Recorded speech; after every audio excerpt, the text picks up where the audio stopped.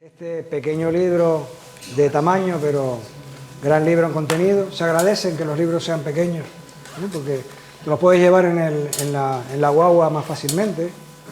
Luego valen 10 euros, que tampoco es nada que uno se vaya a arruinar, ¿no? Y es una obra más de Jaime Izquierdo, ¿no? Jaime Izquierdo tiene un currículum largo que no les voy a leer para no cansarles, pero sí me gustaría destacar una cosa importante, que ha sido empleado público. Es decir, que ha estado en el sector público durante su vida profesional, y otra cosa importante es que ahora está jubilado, que eso también es importante, ¿no? Él ha estado desde la administración local a la administración autonómica hasta la administración del Estado, ha pasado por todos los estamentos, y cuando se jubiló era el comisionado para el reto demográfico en el Principado de Asturias. Los que lo conocemos, lo hemos conocido, en mi caso al menos, primero por tus obras, Jaime, por aquel primer libro del año 2001, el Manual para Agentes de Desarrollo Rural. Como yo era agente de Extensión Agraria, el Manual de Agentes de Desarrollo Rural me pareció una obra que ponía negro sobre blanco sobre cosas que los agentes de Extensión Agraria tendríamos que conocer, ¿no? Tiene otras obras que sus títulos dicen bastante de lo que contienen, ¿no? Una de las obras que más me gustó era esta: Marqueses, funcionarios políticos y pastores. 2 puntos, crónicas de un siglo de desencuentros entre naturaleza y cultura en los picos de Europa, del año 2006. Ya ideas de ese libro aparecen en tu última versión, ¿no? Y espero que en el debate que tengamos a continuación seguramente vamos a sacar algunos de estos temas, ¿no? Esa encontronazos que hay entre la visión del campesino, la visión de la aldea y la visión de la administración, ¿no? Un libro muy interesante de la gestión creativa del cabreo, en estos momentos cada vez más interesante, 2017. La sociedad cabreada, pues vamos a gestionarlo de manera creativa, la gestión creativa del cabreo. Y el penúltimo libro, ya que el último es el que presentamos hoy, es De Función Pública, ¿cómo va el mundo?, de 2023, ¿no? Y hoy presentamos una nueva economía para la aldea del siglo XXI. Tenemos la suerte de que contamos con Jaime Izquierdo en la cátedra de Estudios Campesinos, Pedro Molina Ramos, de Estudios Campesinos, y la cátedra él la lleva a gala por muchos lugares por donde pasa, y eso es un orgullo para mí, que soy el actual director de la cátedra Pedro Molina, y ambos conocimos, y la mayoría de ustedes conocieron a Pedro Molina Ramos, ¿no? Y nos parece un ejemplo de un aldeano, de alguien que tenía ese conocimiento campesino y ese conocimiento de la aldea, y por lo tanto que la cátedra dé el marco para que tú estés aquí, Jaime, nos parece apropiadísimo, ¿no? Justo como debe ser, ¿no? Luego, para el debate teníamos invitado a una mujer, que es Juana del Castillo. Juana es miembro de la Red Canaria de Semillas, es agricultora en este momento de autoabastecimiento, pero fue agricultora para mercado, hacía cajas de verdura ecológica y repartía cajas de verdura ecológica, y nos parecía interesante que estuviera, pero se disculpa, porque aunque esta mañana estuvimos, Miguel y yo, por cierto, en una reunión con ella, está mala del estómago y no puede venir, así que se disculpa, discúlpenla, y pido disculpas en su nombre, ¿no? Luego tenemos, aparte de Jaime, que ya lo ha comentado, a Fernando Sabaté, que Fernando es geógrafo, profesor de la universidad, y como él me comentó, padre de 2 hijas. Tres hijos. Principalmente eso. Principalmente eso. Y tenemos a Miguel, que Miguel, aparte de agricultor, también me decía cada vez menos, porque cada vez tiene menos tiempo para ser agricultor, ¿no? Aparte de agricultor, lo fue, y potente durante bastante tiempo. Bueno, potente, pero fuiste agricultor full time, ¿no?, durante tu juventud, que fue donde yo te conocí en Tejina, ¿no?, cuando trabajábamos en la agencia de extensión y en el plantel de extensión agraria. Es el presidente de COA Canarias, de COA Tenerife, Si te oye la cabrera de Fontanals... Sí, se va a enfadar, ¿no? De la COAG de Tenerife, y pertenece también al Grupo de Acción Rural de Tenerife, del cual ostenta la presidencia, y ese Grupo de Acción Rural está en la Federación Canaria de Desarrollo Rural, y la Federación Canaria de Desarrollo Rural está integrada en la Red Española de Desarrollo Rural, que es una de las editoras del libro. Así que, por ser de la editorial, yo creo que debías de tener unas palabras previas antes del debate, que también espero que participe, y después que nos presente el libro Jaime. Muy buenas tardes, tarde lagunera de noviembre, lluviosa. Esto pinta bien, nada más que por el tiempo que tenemos, pinta muy bien, y ojalá que se dé un invierno de esto que cubra las 7 lunas, como se decía antaño. Y este asunto del tiempo y de la lluvia tiene que ver con las cuestiones de la aldea, que luego Jaime nos hablará. Pues sí. En eso comúnmente Jaime y yo, aparte de que nos conocimos pues este año, pero sí nos conocíamos porque Pedro Molina me hablaba de él, y me habló varias veces de él, y también lo conocía por sus textos, y entre los agricultores, entre los ganaderos, y los agricultores y los ganaderos, que estamos también en el desarrollo rural, porque una cosa no se puede separar de la otra, es otro de los conceptos que creo que se desarrolla en la aldea. No lo podemos, ya digo, no lo podemos separar.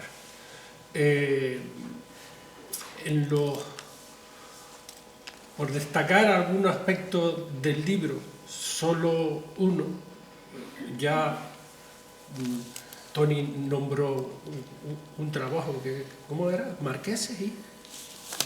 Marqueses, funcionarios, políticos y pastores. Bueno, pues a mí me llama la atención un término que él acuña en el libro, porque ha sido un caballo de batalla en las peleas que tenemos con los temas que tienen que ver con los asuntos ambientales y con la ordenación territorial, y la sinrazón, mirado desde la óptica de los agricultores y los ganaderos, que hay en la administración para hacer determinadas cosas, y es el concepto de biocracia. Una cosa con la que habíamos lidiado, pero no la teníamos relacionada terminológicamente. Entonces, cuando en los días anteriores dice, bueno, ¿esto cómo es? ¿Cómo lo vamos a...? Y hay un hilo de un correo, yo aporté esta parte del asunto. Adrede, por supuesto, porque aquí, aparte de presentar un libro, lo que no nos podemos permitir el lujo es, en lo que nos da tiempo hasta las 8, es de debatir. Entonces, Jaime, muchas gracias por tu libro, por tu obra, por tu aportación, y espero que el próximo título cuaje. Era, a ver, si es y eso que no estudié. A ver. Y ya después nos explicas eso, qué significa y eso que no estudié. Muy bien, Miguel. Bueno, muchas gracias por organizar esta presentación, por el encuentro con viejos amigos, por volver a Canarias, que es un lugar de inspiración para mí. Vamos a empezar por la biocracia y luego la retomamos. En el libro Marqueses, funcionarios, políticos y pastores, Gonzalo Barrena, un profesor de filosofía de Cangas de Onís, que estudiaba el pastoreo de los picos de Europa, y yo nos juntamos para hacer una crítica sobre qué había significado la conservación de la naturaleza en el siglo XX en España. Porque, como sabéis, el Parque Nacional de la Montaña de Covadonga fue la primera ejecución de una política pública a favor del concepto de conservación de la naturaleza. Entonces hicimos una un trabajo de exploración y acuñamos 3 periodos o 3 visiones. La primera es la conservación aristocrática, lo que pensaba un marqués que era la conservación de la naturaleza, que era, por inspiración de un viaje que había hecho a Yellowstone, acotar un territorio y dejarlo para que volviera a la naturaleza original, para que volviera a ser virgen, la idea de la virginidad. Lo peor que le puede pasar a uno en la vida es morirse virgen. Pues lo peor que le pasa a la naturaleza es ser virginal. Bueno, hay naturaleza virginal, pero desde luego la europea no es virginal, ¿no? Bueno, esa fue esa idea. ¿Qué pasa en la Segunda República? Hay un personaje fundamental que no está de acuerdo con el planteamiento del marqués, y la Segunda República no declara ningún parque nacional, porque primero era una intrusión sobre los derechos constitucionarios de la gente de los picos de Europa, que tenían derecho germánico, tenían comunales y tenían un ordenamiento, y los Hernández Pacheco y los geógrafos de la institución sabían que eso no era el producto de la naturaleza, ese era el ajuste del manejo del territorio durante miles de años. Calculamos que el pastoreo de los picos de Europa empieza hace 6.000 años, y por tanto 6.000 años después los pastores dejan el territorio en condiciones de ser declarado parque nacional. Por tanto, algo tiene que ver la cultura en la gestión del territorio. La Segunda República, Hernández Pacheco, que había estado en Lanzarote y había visto cosas muy interesantes, empieza a formular una teoría de conservación contando con la cultura del manejo del territorio y con las diferentes culturas de un territorio tan complejo como la península ibérica y mucho más las islas, ¿no? Entonces la Segunda República no declara tienen unas figuras que llaman sitios de interés natural, ¿no? Que el marqués los criticaba, decía, yo hablo de catedrales y ustedes me hablan de capillitas, ¿no? El marqués era un tipo bastante peligroso, ¿no? Aparece la dictadura y a los años finales de los 60 se empieza a pensar en conservación de la naturaleza. Y entonces tienen que inventar una teoría de conservación de la naturaleza que encaje con el nacionalcatolicismo. Y eso se convierte en un esperpento de cuidado. Porque dicen cosas como el Señor en su magnanimidad creó estos espacios para el solaz del hombre de la ciudad. Y claro, se convierte en un exabrupto tremendo, pero a nosotros nos viene muy bien porque analizamos qué es lo que va a tener en la cabeza la tecnocracia industrial, ¿no? Y de ahí venimos. Cuando se empieza a hablar de santuario de la naturaleza, es que ya lo decían estos, santuarios. O sea, utilizan mucha jerga de la religión. Y hay un capítulo en ese libro que dice, entre el olvido de la República y el pasado reciente que nos persigue. Es decir, toda la formulación de política de conservación tiene más que ver con el tardofranquismo que con la Segunda República. Entonces, cuando hicimos este libro, nosotros pensábamos que, joder, sería el libro de consulta de las izquierdas y tal, y habría una revisión. Bueno, ese libro se agotó, los que lo compraron fueron los pastores, porque era la primera vez que se veían reflejados en un libro. El primer capítulo era de universo de pastores a parque nacional. Entonces los pastores lo compraron. De hecho, a veces salíamos Gonzalo y yo por ahí y venía alguien con un tractor y paraba y decía, oye, vosotros sois Izquierdo y Barrena, y nos lo sacaba el libro. Y entrabas en una cuadra y había gente que tenía en las cuadras el libro, ¿no? Es decir, que habíamos triunfado con el libro y fracasamos, porque la editorial se asustó, porque claro, Parques Nacionales paga los libros de Lumber de gran formato y el nuestro era un ensayo crítico, ¿no? Bueno, de ahí viene toda una línea de trabajo sobre esa idea, ¿no? Y la biocracia surge porque en el análisis del territorio, y lo podéis ver en toda la documentación que hay a partir de los 80 sobre política de conservación, solo se habla de las especies silvestres. Solo se habla de las especies silvestres, ¿no? Por tanto, es más, yo no sé cómo será en Canarias, pero el plan de los recursos naturales de Asturias, en la página 2 ya está hablando del lobo, el oso y de no sé quién más. Es decir, oiga, el concepto de recursos naturales es un concepto de los economistas, ¿no? Y si alguien va a hacer un plan de ordenación de los recursos naturales, en el capítulo 92 hablará de los silvestres, pero antes tiene que hablar de muchísimos otros recursos, ¿no? Porque los osos, el carbón Y los percebes son recursos naturales, tienen diferente tratamiento, pero son recursos naturales, ¿no?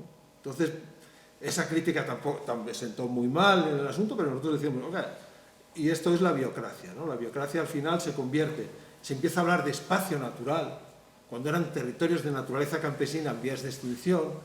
Es decir, no era, y ahí me meto en el campo de los geógrafos, no era un espacio, era un territorio, y no era natural, era cultural. Había demasiada gana de segregar parte de la ciencia para crear un cuerpo de élite al servicio de ese asunto. Yo formaba parte del funcionariado de medio ambiente, pero yo no comulgo con ruedas de molino, entonces yo tenía unos conflictos tremendos, ¿no? Hasta que me fui sabático, me fui al Hierro, estuve 4 meses ahí y se me aclararon las ideas, ¿no? Un amigo mío, por cierto, me dijo, ¿por qué haces eso? ¿Por qué te vas sabático? Digo, porque necesito poner la cabeza a cero.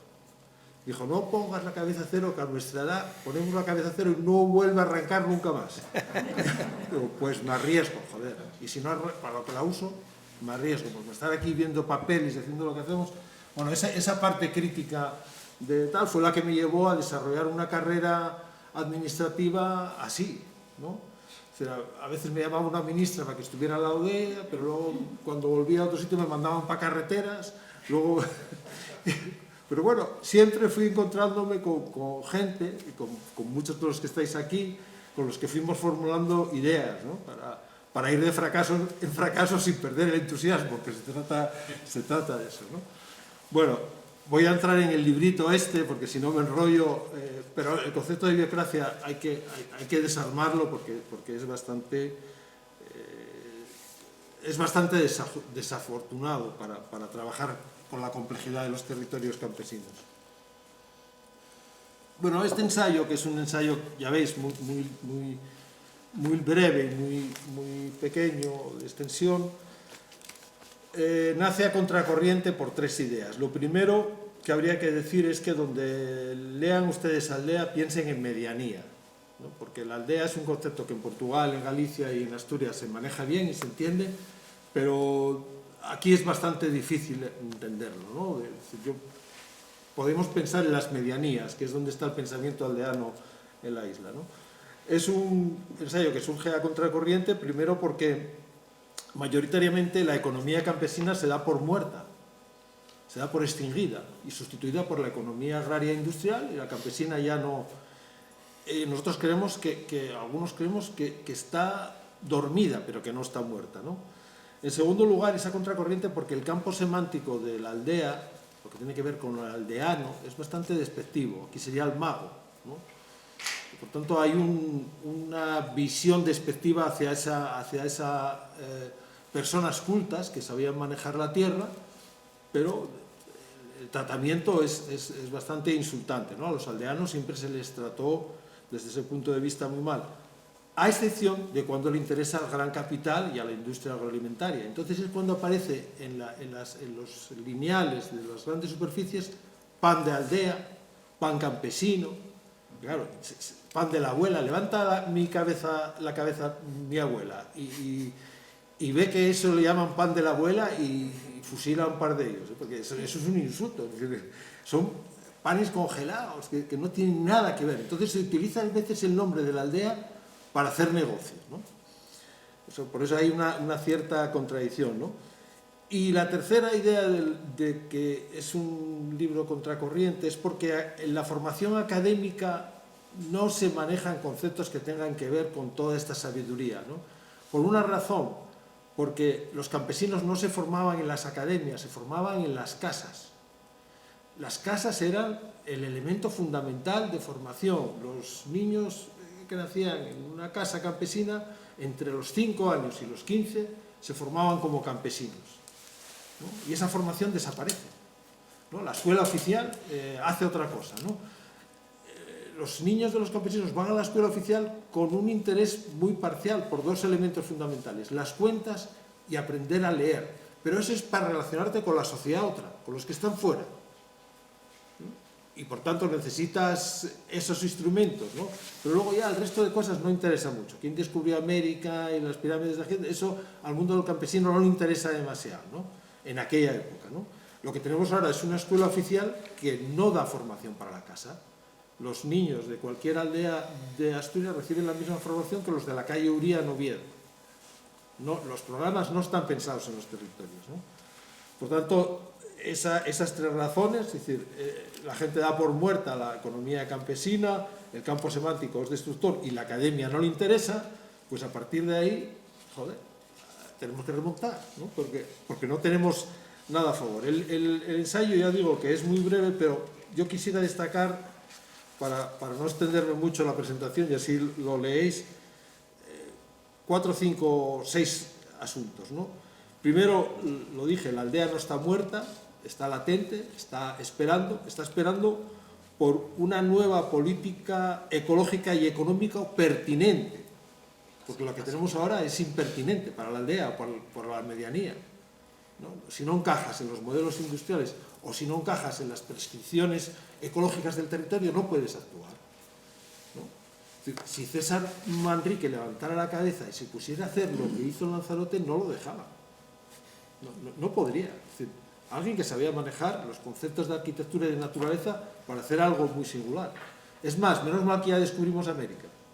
Porque si un tipo ahora, como Cristóbal Colón, se pone a salir en dirección contraria, donde va la dinámica del mercado, dice que quiere ir al este por el este, bueno, la Dirección General de la Marina Mercante no lo deja salir. O sea, afortunadamente ya hicimos algunas cosas que nos permitieron cambiar. Pero necesitamos una política, la primera es que necesitamos diseñar una política económica y una que combine lo que combinaban nuestros antepasados, la ecología y la economía. La ecología y la economía nunca estuvieron más juntas que cuando los manejaban los campesinos. Por tanto, ahí tenemos una vía fundamental de trabajo. La segunda es que la aldea inventó la sostenibilidad. Es decir, si no eras capaz de producir y dejar el territorio en condiciones de que funcionara al año siguiente, aquí os iba a ir al garete. Por lo tanto, la sostenibilidad estaba inventada ya en el mundo campesino. En 1711, un fraile, Fray Toribio de Santo Tomás y Pumarada, que escribe El arte general de granjerías, dice algo así como: se reputa el conservar por lo mismo que el producir. Por tanto, lo mismo es estar conservando una cosa que estarla siempre produciendo. Eso es 1711. Es decir, ellos ya tenían claro que solo se conservaba aquello que se podía producir permanentemente, ¿no? La tercera es que la aldea, y esto es algo que es el primer experimento urbano de la humanidad. Nos hacemos estantes y por tanto necesitamos habitar el territorio. Y son las ciudades surgen como consecuencia del pensamiento de la aldea. Necesitan los aldeanos y las aldeas de un territorio determinado un punto central de relación. Y ahí nace la ciudad. La primera función de la ciudad es una función sagrada, para relacionarte con el cosmos. Pero por tanto, la aldea es la madre de la ciudad. Lo que pasa es que la ciudad se convierte en lo que se convierte y mata a su madre, ¿no? La cuarta es que desde que no está la aldea vigente, los problemas ambientales han crecido por grandes incendios y por pérdida de biodiversidad. La gran biodiversidad generada por los campesinos es extraordinaria y a medida que ellos desaparecieron se fue perdiendo biodiversidad. Pero es curioso que en la contabilidad de la biodiversidad se habla muy poco de la biodiversidad doméstica y silvestre y de la casa. Se habla siempre de las grandes especies o de la biodiversidad natural, pero no se habla de la biodiversidad cultural, que por cierto está muy relacionada con lo otro, ¿no? La quinta idea es que probablemente la aldea haya sufrido uno de los mayores apartheids culturales y políticos que conozcamos en términos territoriales. Hay apartheid por razones étnicas, raciales o religiosas, pero hay también apartheid cultural, apartheid territorial. Territorios que no queremos que sigan funcionando en esa clave, porque no nos interesa, ¿no? Y por último, en ese apartheid cultural conspira por una parte la tecnocracia industrial, que va a decidir una forma de producir determinada en unos espacios determinados de una manera determinada, y también, por no tenerlo en cuenta, toda la tecnocracia vinculada a la conservación de la naturaleza. Es Es que no aparecen los campesinos. O sea, cogéis los documentos de conservación de la naturaleza y no aparece la gente. No aparece la cultura en el territorio. No aparece. Es decir, los que hicieron las dehesas en Extremadura no aparecen en los textos de conservación de la dehesa, ¿no? Los que generaron los pastizales de montaña en los picos de Europa no aparecen tampoco. Es decir, hay un problema gravísimo desde el punto de vista de la ciencia, ¿no? Con respecto a esto. Por último, hay una cuestión que me interesa destacar, que es que, y este es el campo de los economistas, que ahí está Nani, algún economista habrá más en la sala, es que a finales del 19 en Rusia había un centro de investigación económica vinculada a la economía campesina que lideraba Alejandro Chayanov, y él estaba buscando, Alejandro Chayanov ya sabía lo que estaba sucediendo. Por una parte, los farmers americanos y el capitalismo agrario estaban entrando en el mundo de la agricultura, y por otra parte, ideológicamente, los bolcheviques y la revolución estaban pensando en cómo manejarse con los campesinos, ¿no? Y Stalin propone que se hagan proletarios.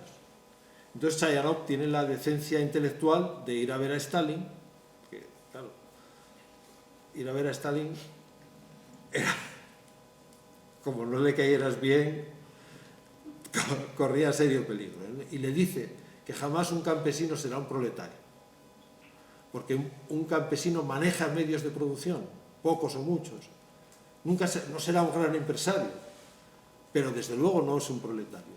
Y segunda, no le quite usted la tierra, porque quitarle la tierra a un campesino es como quitarle un sentido, como si lo deja ciego, lo deja tuerto, lo deja sordo, porque ellos son la tierra y necesitan la tierra para expresarse. Stalin pregunta que cuántos más piensan como él.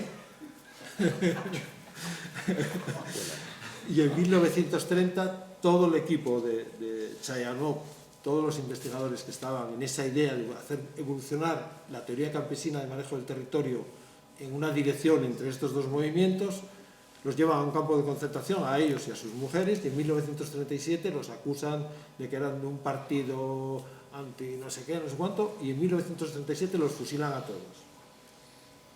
Después viene la Segunda Guerra Mundial, después viene la reconstrucción de Europa, y el pensamiento de los campesinos desaparece. Se retoma en los años 60, pero como economía fósil. Aparece Theodor Shannon, que habla de la clase incómoda, pero nadie dice, joder, vamos a coger el planteamiento de Chayanov y vamos a ver si lo actualizamos, ¿no? Yo, claro, a mí, yo tengo mucho morro, ¿no? Y mucha cara, porque yo soy licenciado en geología, pero es que no hay ningún economista en estos asuntos. Bueno, a ver, sí los hay, pero no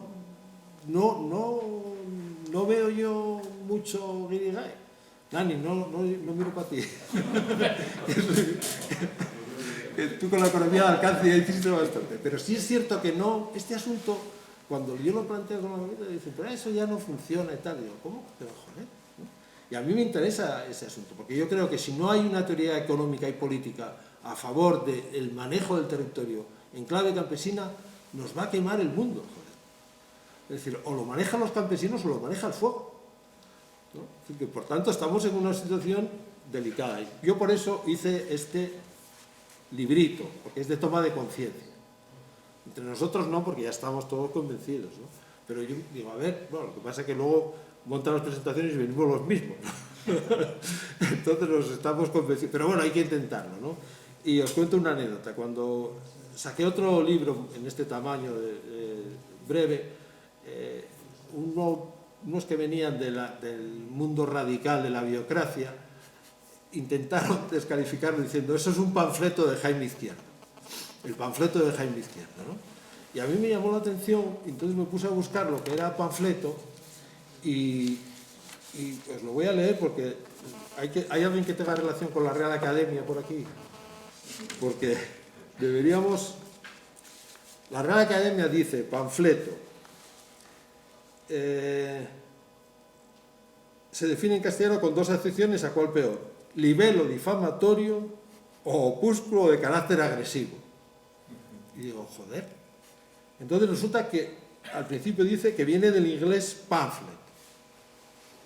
Y entonces me puse a buscar qué significa en el mundo anglosajón pamphlet, y en primer lugar me enteré que era un género de culto. Y en segundo lugar me enteré cuál era el origen del pamphlet que surge en Estados Unidos cuando los intelectuales están promoviendo un proceso popular para la independencia de Estados Unidos de la corona británica, ¿no? Y entonces no saben cómo hacerlo, entonces deciden empezar a escribir unos textos muy breves, cortos, para ir transmitiendo sus ideas complejas, ¿no? Y uno de ellos decide que se van a llamar pamphlets porque se inspiran en un poema de amor escrito en latín en el siglo XII que se titulaba Pamphilius, querido por todos. Y a partir del Pamphilius dicen pamphlet.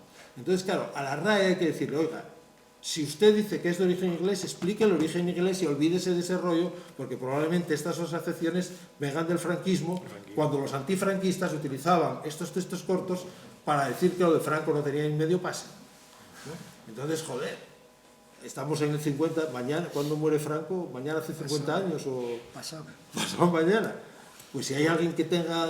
Yo lo dije el otro día en Radio 3, no consigo mucho éxito con el asunto, pero yo insisto, yo creo que hay que reivindicar el pamphlet en este sentido. Bueno, no me extiendo más porque el pamphlet se lee rápido y no lo voy a desmenuzar aquí. Así que yo entro, Tony, en el debate con las ideas que quieres exponer y que nos diga Fernando por dónde cree que van los tiros. Sí, la idea es abrir el debate, somos además pocos, es decir, que perfecto para poder debatir, ¿no? Uno de los temas que planteábamos cuando estuvimos algún intercambio de correos estos últimos días, y entonces te doy pie para que tú puedas intervenir en estos argumentos que voy a decir ahora, pero también de lo que tú quieras, de lo que hayamos hablado, ¿no? De todas maneras tú ibas a hablar de lo que quisieras, así que tampoco pasa nada, ¿no? Nosotros nos planteamos por este mundo en el que estamos ahora, ¿no? Que es un mundo de conflictos, de polarizaciones, de enfrentamientos continuos, al hilo de que también habíamos sacado lo que decía Miguel de la biocracia y de ese conflicto, ¿no? Es decir, un mundo de conflictos donde uno de los conflictos es este conflicto entre la biocracia, la academia que define y describe y las administraciones que legislan sobre los espacios naturales y sobre los espacios que han creado los campesinos. Ese es un conflicto, pero también nos gustaría reflexionar, y a lo mejor ustedes también tienen alguna cosa que decir sobre esto, sobre cómo era la gestión de los conflictos, pero de los conflictos humanos, en la aldea, ¿no? Cómo se gestionaba esas discrepancias que tenemos entre todos, ¿no? Si lo que estamos haciendo ahora, nuestra manera de gestionar los conflictos en la sociedad actual, coincide con lo que se hace en la aldea, si es que la aldea también son seres humanos. Parece ser que los campesinos, yo creo que ninguno de los que estamos en la mesa seguro por lo que conozco de ustedes, ninguno pone a la aldea como algo prístino y algo maravilloso que tenemos que poner en un pedestal, ¿no? Porque en la aldea también había conflictos y también la gente se peleaba y la gente, si le movías a lo mejor el majano que 2 metros, también era capaz de partirte el lomo, ¿no? Es decir, que no había ese Arcadia feliz en aldeana, ¿no? No existe y ninguno de nosotros creemos que existiera. Creemos que tenía cosas muy interesantes la aldea, ¿no? Entonces, reflexionar sobre esta manera de gestionar el conflicto, en el caso del mundo campesino, era una de las puntos de partida, y más lo que tú quieras decir, ¿no? Bueno, muy buenas tardes, ya casi noches, ¿no? A todas las personas presentes, casi todas personas amigas, ¿no? Conocidas, amigas. Yo voy a entrar en el tema, yo que no lo crea Tony, soy una persona disciplinada, pero previamente no quería dejar de comentar alguna cuestión respecto al autor de este libro, Jaime Izquierdo, ¿no? Yo creo que Jaime Izquierdo es uno de los, aunque se formó, como nos acaba de recordar, en geología, un ámbito de las ciencias naturales, yo creo que es uno de los científicos sociales más relevantes en estos momentos del Estado español, mundo ibérico, Portugal y quizá del sur de Europa. cuyo conocimiento público no está a la altura de la importancia, la trascendencia, el interés, la complejidad y los contenidos de su obra, ¿vale? Tú hablas de Jaime Izquierdo en ciertos ámbitos, no es conocido, la gente que está trabajando más en el ámbito del desarrollo rural, ahí sí, pero no está a la altura del interés y la complejidad de su obra. Supongo que por varias razones, él la decía, ¿no? El tema de la diversidad de lugares en los que ha estado, que no es un hombre que ha estado en la academia, que es uno de los focos, ¿no? De tal. Pero también porque él ha apostado, por ejemplo, por el kilómetro cero, no solo de la producción agrícola, sino de la producción bibliográfica, ¿no?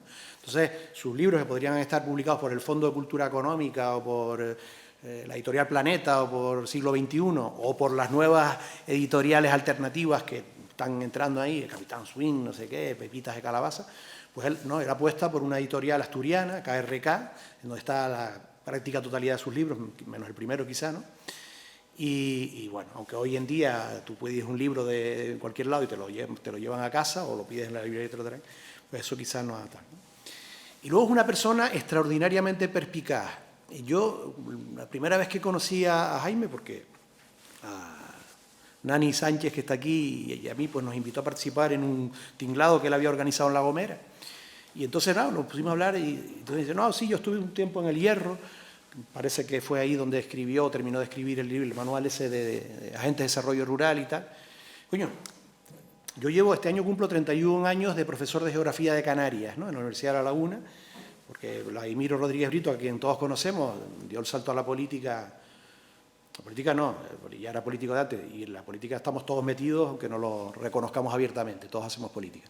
Pero a la política institucional, y ya no regreso prácticamente a la universidad, entonces fue cuando a mí me contrataron, tuve la oportunidad de entrar. Pero antes de eso llevaba ya otros 14 o 15 de pibitos, de adolescentes recorriendo Canarias, ¿no? Y a mí me costó 40 años descubrir que el sitio con el mejor clima de Canarias y uno de los mejores del mundo es una localidad del Hierro que se llama Echedo, ¿no? Entonces cuando hablo con Jaime, ¿y dónde te quedabas en el Hierro? No, pues, en Echedo y tal. Así como que se pasó por ahí y se encontró una casa y tal, ¿no? Tipo. Y ahí veníamos ya trabajando hace unos años con Nani en todo este tema del modelo de aprovechamiento vertical y múltiple del territorio, la estrategia vernácula y tal, que existe en todos los territorios de montaña y que nosotros profundizamos en ella aquí. Y entonces algo le comenté a Jaime al respecto y dice, ah, sí, es verdad. Y uno sabía, dice, no, bueno, pues antes mataban el cochino en noviembre, entonces arriba en San Andrés, luego bajaban al Golfo, podaban la viña, luego volvían a subir y sembraban el cereal, luego volvían a bajar y cosechaban los duraznos y estaban subiendo y bajando, ¿no? Pues el tipo que llevaba unos meses en el Hierro ya había descubierto que a eso había que incorporarle la viña tropical, que era ya un cultivo de exportación, pero que lo habían integrado, y que también en ciertos momentos algunos iban a los túnidos, o sea, había metido al mar en la estrategia múltiple y tal, ¿no? Creo que es un tipo que llega a los sitios y rápidamente capta, ¿no? Pedro Molina, el otro, y me imagino que como Canarias pues será en más sitios. Supongo que más en los territorios así de montaña y tal, pero también le he oído yo hablando de Andalucía y de Castilla y tal, y coge las cosas al vuelo, ¿no?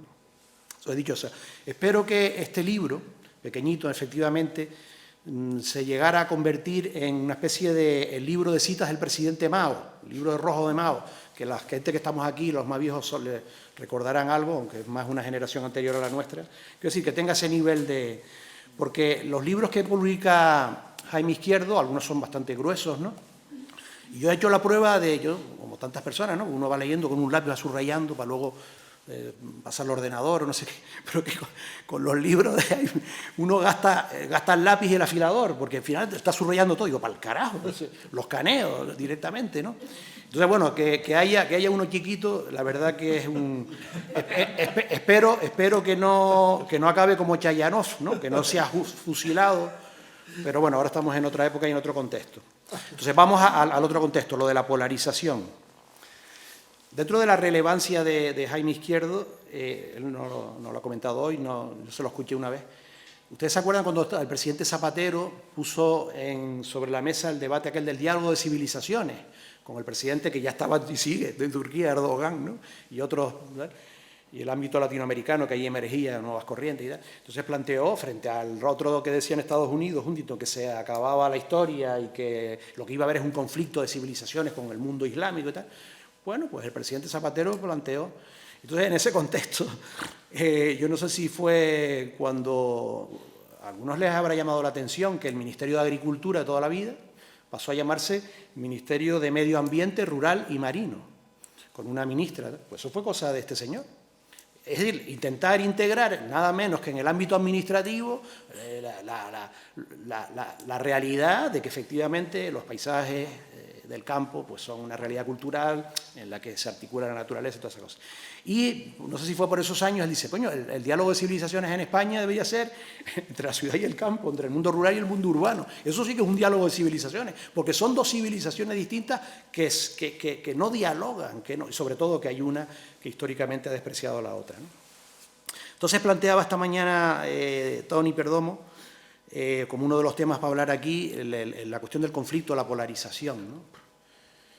El jueves pasado estuvo en la Universidad de La Laguna, y aquí pocas bromas, el machango ese, que fue por allí, se coló sin permiso y se subió ahí un pedestal. La universidad le había negado, el individuo este reaccionario y fascista y tal, la universidad le había negado unas semanas antes utilizar cualquier salón de actos, cualquier espacio público, renunció a ir, pero luego apareció, y entonces llegó la policía, y la policía terminó escoltándolo dentro del recinto universitario. A mí me hizo recordar cuando entró la policía y terminaron asesinando al estudiante Javier Fernández Casada en el año 1976, pues hace 8 días, 9 días, no menos, hace 4 días la policía entró para escoltar a este individuo y terminó poniendo contra la pared a los grupos que iban a contestarle a ese individuo.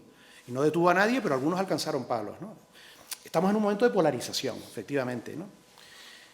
Entonces, dices tú, nos pregunta Toni, ¿qué relaciones había? ¿Cómo se gestionaban los conflictos y tal? Aquí hay mucha gente que sabe más de eso que uno, e incluso que ha vivido hace unos años, cuando eran más jóvenes o tal, una sociedad tal, ¿no? Pero yo quiero recordar una cosa. Esto de la polarización viene de muy atrás. Jaime nos puso algunos ejemplos hace un rato. ¿Qué fueron las guerras carlistas en el siglo XIX? La lectura de la historiografía liberal que nos han transmitido de las guerras carlistas es que había unos reaccionarios, ultracatólicos, ultraconservadores y no sé qué, que no querían que España progresara, y luego estaban los liberales, progres y tal, que querían que... Y resulta que se divide el país. Canarias no le afectó, estamos en otras condiciones territoriales y un poco alejados de eso, pero bueno, el territorio de la península ibérica. Bueno, hoy hay nuevas corrientes de la historiografía y hay un señor ahí que se llama Félix Rodrigo Mora, que es un poco iluminado, pero como todos los iluminados apunta a veces cosas interesantes, ¿no? Que luego no deba uno hacer caso de todo lo que dice.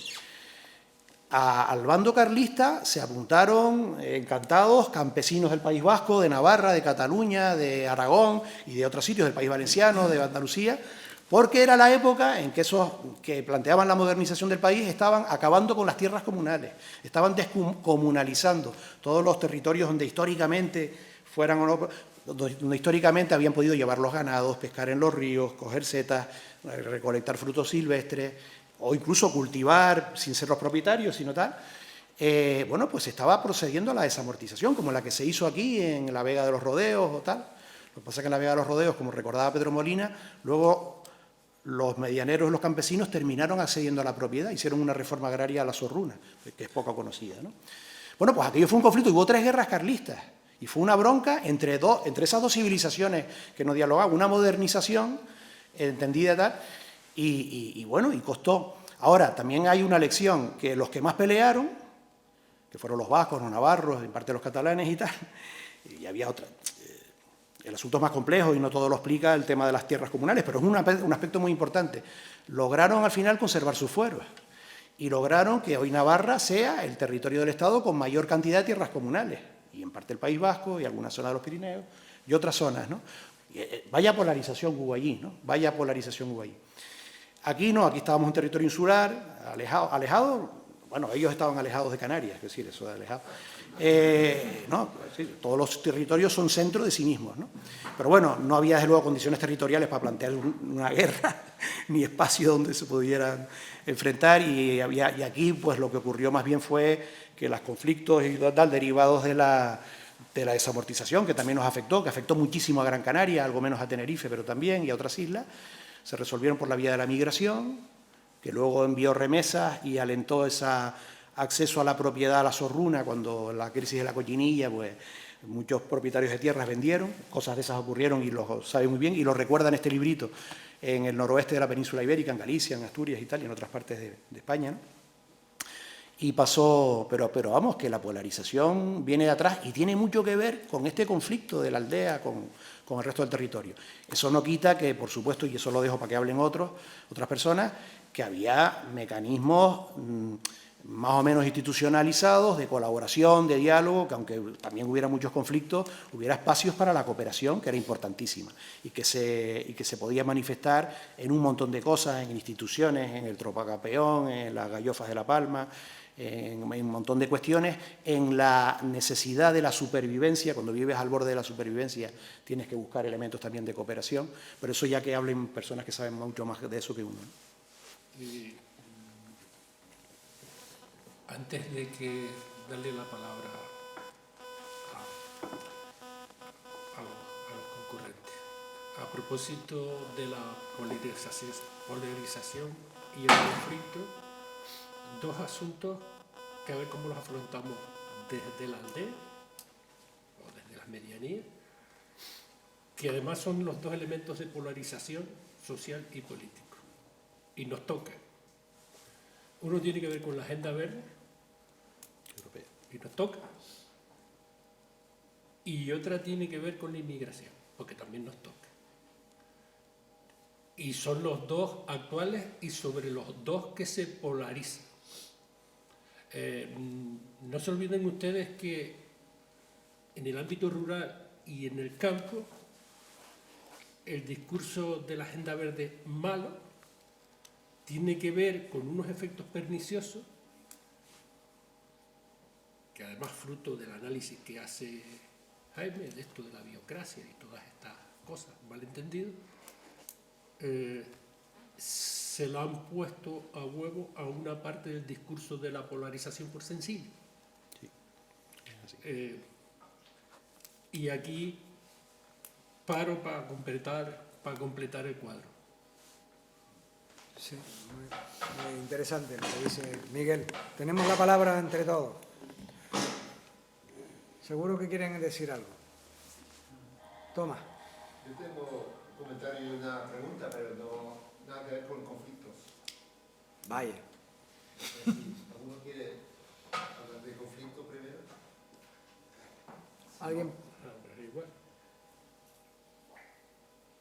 No hagamos un conflicto sobre esto. No hagamos un conflicto, venga, toma. Mi comentario es que lo de la aldea nunca lo he pensado mucho, pero soy filósofo y enseño, entre otras cosas, filosofía antigua, pero también sobre medio ambiente y tal. Y no sé si os acordaréis de que en la República se habla de la Calípolis, ¿no? República de Platón. ¿Eh? La de Platón, no la segunda que decía. Exacto, la República de Platón, que habla de la Calípolis. Todos hablan de la Calípolis, que es realmente, o sea, se enfoca en la Calípolis segunda y no la primera.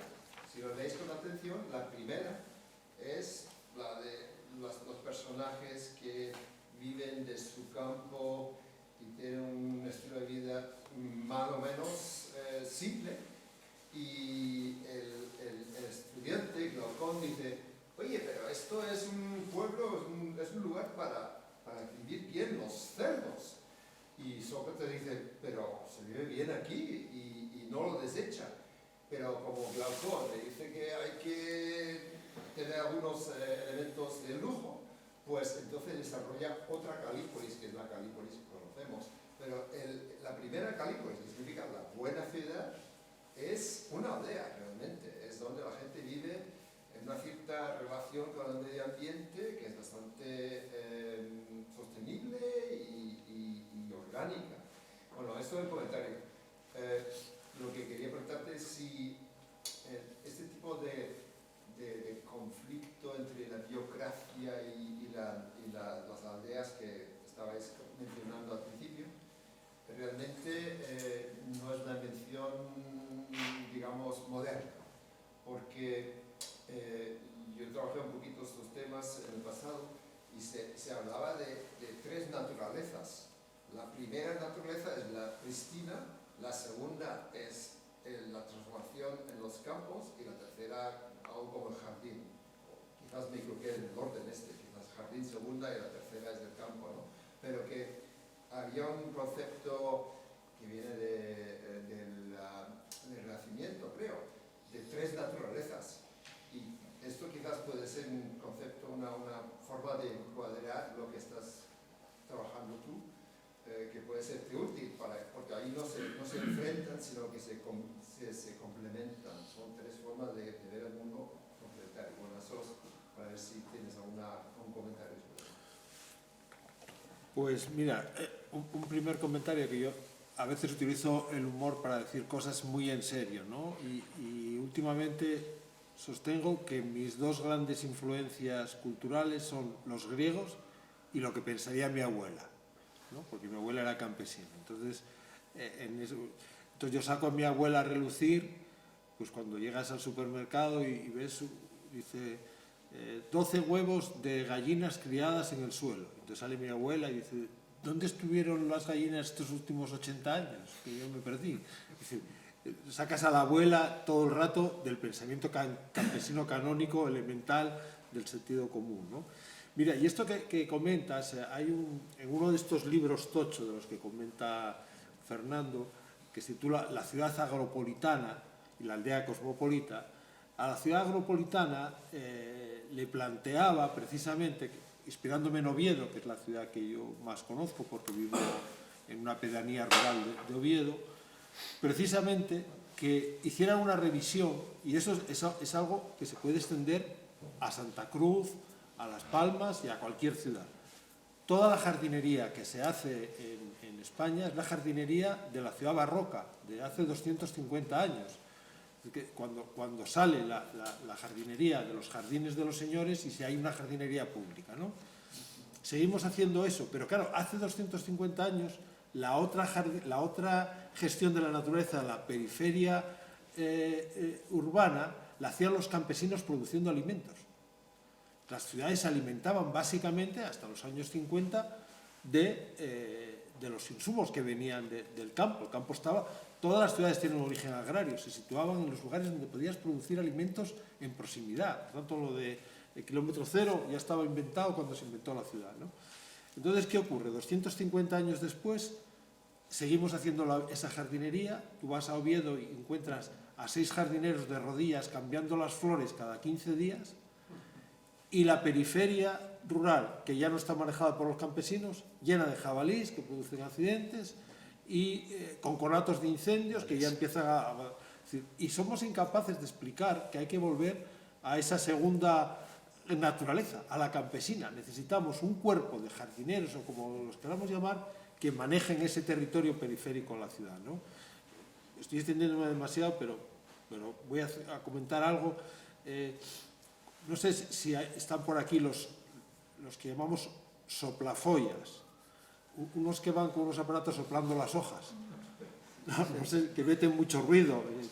En Oviedo están empeñados en que el campo de San Francisco sea siempre primavera. Entonces cae una hoja y ya están ahí metiendo ruido y quitando la hoja. Digo, deja el otoño, joder, y deja el invierno, y deja... Bueno, pues no, quieren que sea siempre tal. Entonces un día que yo bajaba todos los días por ahí para trabajar, yo trabajaba en Presidencia y atravesaba el parque, y a las 8 de la mañana ya estaban ahí un montón de tíos haciendo ruido, ¿no? Y un día le pregunté a uno, oye, a ti si te ofrecieran la posibilidad de, en lugar de estar aquí soplando hojas 8 horas al día, irte al Monte Naranco con un rebaño concejil, con una gestión agroecológica de todo ese monte que está ahí abandonado, con los castañeos, con las plantaciones de manzanos, con incluso alguna plantación de cereal, ¿qué preferirías? Dice, joder, eso, dice, yo no sé nada de eso, pero eso suena mucho más entretenido que estar aquí soplando hojas, ¿no? Digo, pregúntales a tus compañeros y mañana vuelvo a pasar. Bueno, acabé montando una asamblea con los jardineros para ver los trabajadores del servicio público de jardinería si están a gusto con lo que están haciendo. Entonces me enteré de todo, que lo de las flores cada 15 días es porque la floristería de turno, no sé qué... Bueno, me enteré de un montón de cosas, ¿no? Que no hacía falta cambiar las flores, pero se cambia pues porque hay interés económico en cambiar las flores, ¿no? Entonces quiero decir con esto, lo tenemos a huevo, es decir, lo tenemos a huevo porque es necesario. Lo que no hay es pensamiento político. Es decir, no hay pensamiento político para darse cuenta que necesitamos reinventar un montón de asuntos, y uno de ellos fundamental será la agricultura alrededor de las ciudades, que ya se está haciendo en Francia, ¿eh? Todas las ciudades francesas tienen ya planes de agricultura urbana. Por otra razón, porque los agricultores del futuro o salen de la ciudad o no salen de ningún sitio. El campo ya no hay reproducción.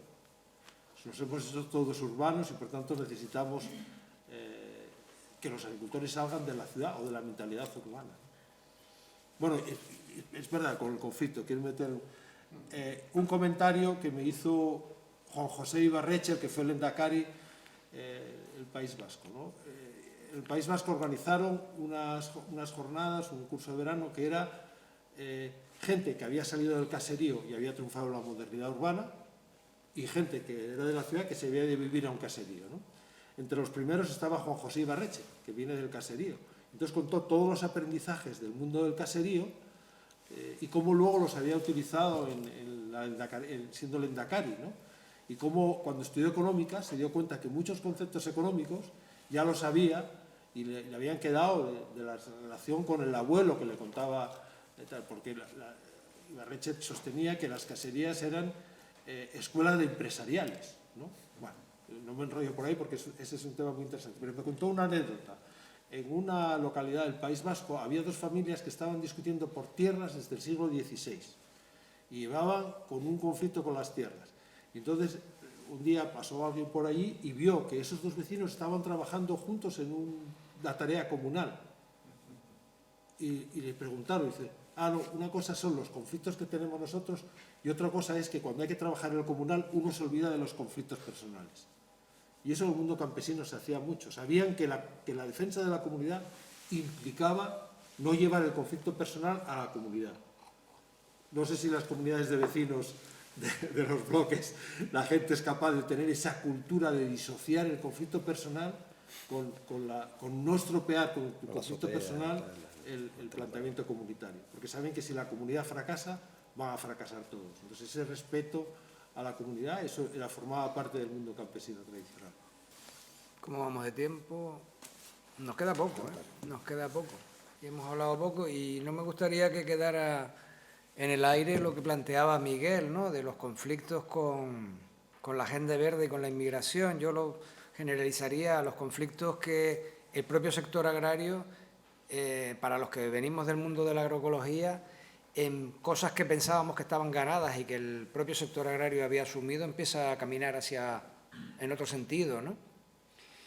Y claro, cuando lo dijiste me puse a pensar en ese tema y pensé, bueno, pero espérate un momento, un agricultor de estos de 400 hectáreas o de 200 hectáreas, o las que sean ahí en Castilla-La Mancha con su gran tractor y su gestión, ¿ese es el representante de la aldea, del conocimiento campesino, o es una pieza más de un sistema agroindustrial capitalista, ¿no? Entonces, en ese sentido, no me cabe duda de que algo se ha hecho mal desde la Agenda Verde, incluso desde los que nos movemos en el mundo de la agroecología, que no hemos sabido darnos a entender con el sector en general, pero sí que como que pienso que este tipo de agricultor no se corresponde con el agricultor que estamos hablando en el caso de la aldea, ¿no? Bueno, todo tiene que lo ver acabo de pensar, todo tampoco... tiene que ver con los espacios y los tiempos que nos damos para transitar. Los espacios Y los tiempos que nos damos para transitar. Por ejemplo, cuando yo empecé en este asunto, en el año 85, que pasé de otra profesión a esto, las materias activas que se utilizaban, y era lo legal, lo que había en aquel momento, y cómo se sacaba adelante una producción dentro de un invernadero o fuera de un invernadero, allí no pestañaba nada. Eso ya no es así, eso ya no existe. Luego, en ese terreno hemos avanzado. Ahora tú te puedes, a lo mejor un pájaro o determinados bichos te pueden generar problemas incluso en los cultivos a la hora de gestionarlos, pero ya ves cosas allí que antes tú no las veías, por la propia forma de hacer las cosas. Entonces, ahí hemos dado un paso. Lo que pasa que en este terreno, incluso desde el punto de vista oficial, se han puesto la carreta, digamos, delante de los bueyes. Y como esto también es un tema de graduación, de pequeños, de grandes, de medianos, no se ha entendido ni se ha sabido explicar este asunto. Ahí me dice una cosa en el libro que yo quiero poner en valor, es decir, el sistema ha sido tan pernicioso que es que ha generado un problema ambiental sobre lo que dice proteger y por otro lado ha generado un problema ambiental sobre lo que ha señalado como suelos para producir. También ahí ha generado un problema ambiental. Luego estamos ante un asunto de problemas de rompimiento de los esquemas. En medio de todo esto te viene una normativa y dice, pues ustedes de la noche a la mañana tienen que cumplir esto y esto.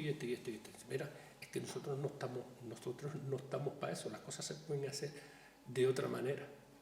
Y hay gente que dice que lo que tenía que haber ahí es graduación. En realidad el objetivo está claro, pero cuando tú se te va la mano y aprietas mucho, lo que consigues es el efecto contrario de lo que pretendes. El efecto contrario de lo que pretende.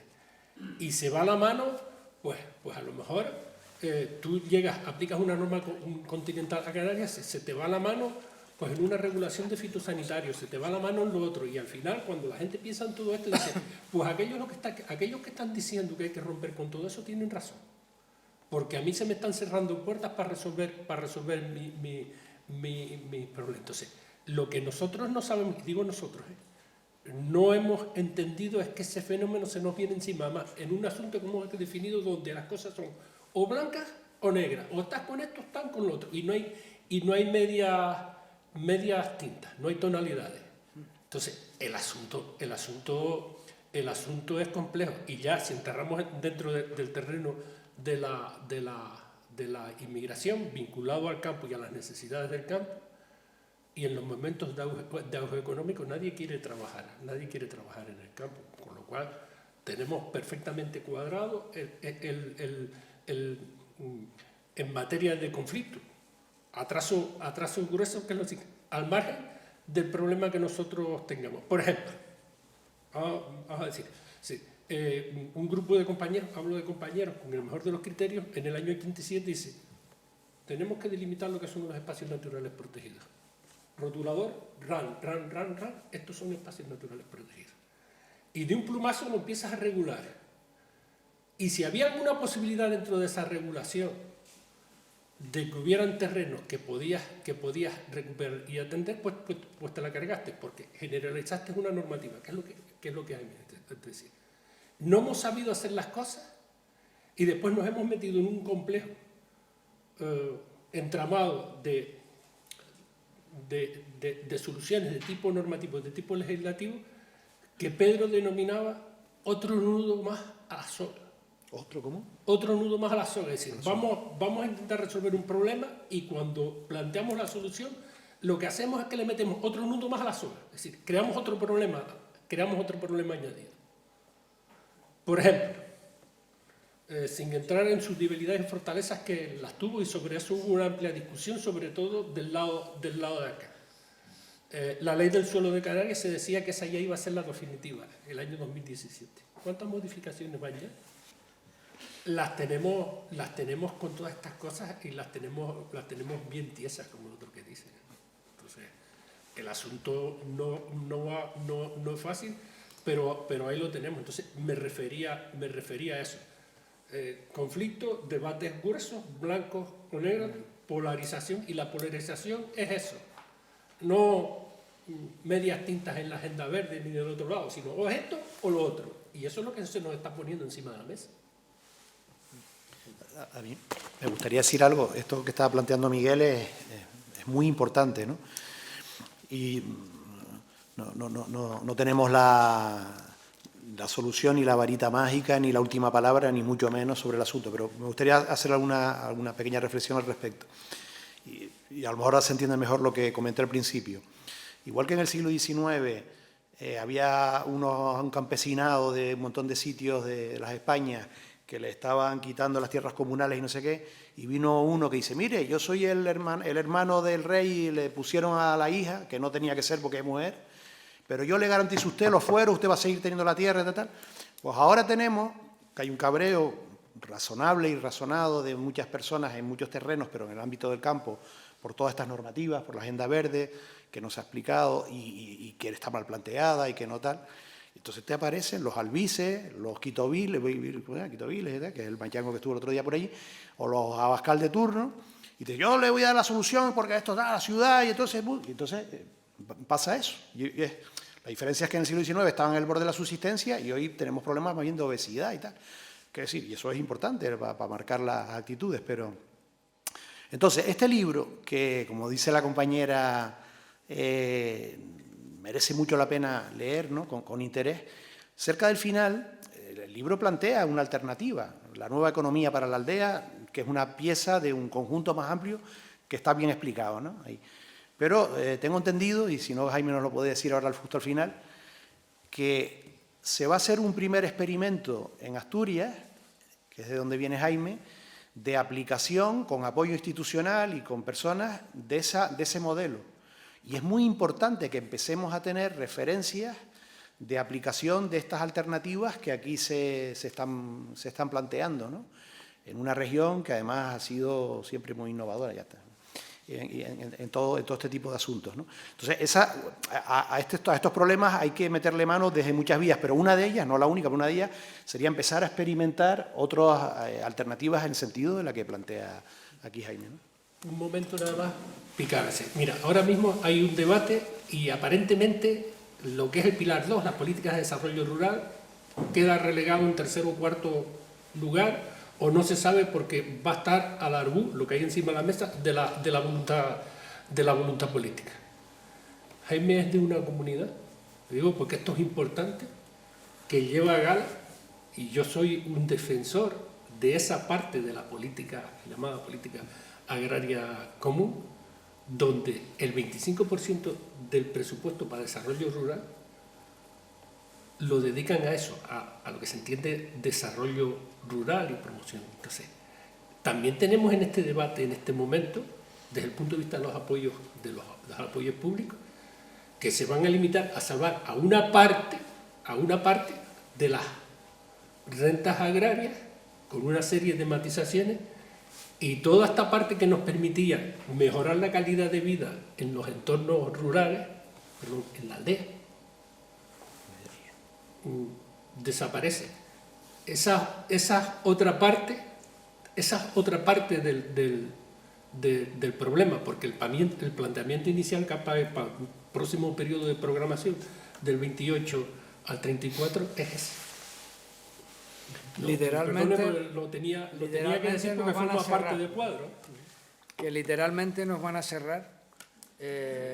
Pablo, si tienes un segundo para decir algo. Un segundo es que está claro que esto es un temazo que necesita otro encuentro, que me parece que las tensiones ocasionadas por la migración y por la mala interpretación de la agenda verde y de la 2030, con las tractoradas y el aprovechamiento de la industria para requerir que se relajaran los requerimientos de bajar los pesticidas en toda Europa, etc. Pues me parece que está a las claras que nos falta tiempo. Que es un tema pendiente, que lo dejamos como tema pendiente y lo retomaremos. Yo quisiera que cerraras el acto porque... Pues mira, yo creo que lo que acaba de decir Pablo, realmente el asunto da para más largo y habrá que ponerse a ello antes de que nos adelanten por la derecha de esta manera, ¿no? Y luego lo que comentaba Fernando, nosotros lo que pretendemos, ¿no? Tanto en Galicia también lo están planteando con una cosa que llaman aldea modelo, y nosotros desde Asturias, yo lo había dejado medianamente encaminado y mi sucesor sigue en la idea, es el diseño de un prototipo de aldea.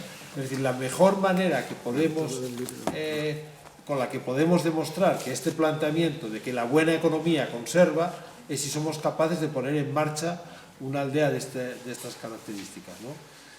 Hay muchas dificultades, ¿no? Primero, la propia legislación que te impide hacer eso, y luego también otras cuestiones que tienen que ver con que es muy difícil hacer innovación en lugares donde esté la burocracia muy asentada, ¿no?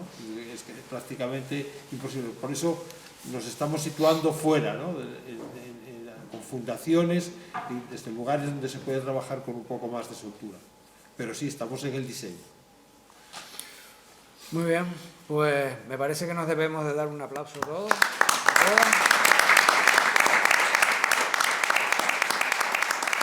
Y quedamos emplazados para ese debate pendiente.